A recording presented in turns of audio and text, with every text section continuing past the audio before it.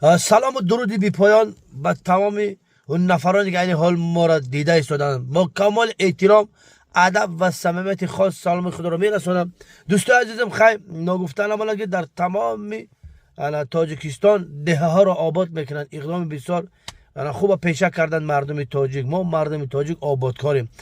از این اقدام در نایه فرخاد دهه بهارستان مردمش قفا نمونده، سر جمعونه همه راه ها را اسفل پوش میکنه. آفرین به شما این مردم نایه فرخاد دهه بهارستان. یک جهان سپاس به محمد محسن، یک جهان تشکر زیاد به محمد نبی، یک جهان تشکر به نیکروز و به فیروز. آفرین به شما.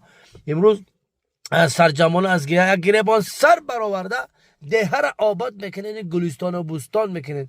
مردم نایه فرخاد دهه بهارستان، آفرین به شما. حالا بخیر باید سرجمانه ما آباد کنیم برای نسل آینده. این کاری که خیری که ما میکنیم ان شاءالله که در نامه اعمال همه ما نوشته میشه. سلامتی و سربلندی بیداری براتون تمنا میکنیم مردم دهه بهارستان نایه فرخاد. آفرین به شما یک بار دیگر مردان بنگ و ناموس ملت. شما افتخار تمام دهه هستین، افتخار تمام مردم تاجیکستان هستین که یک کاری خیر پیشه کردین. آفرین به شما. نایه فرخاد دهه بهارستان. با پیش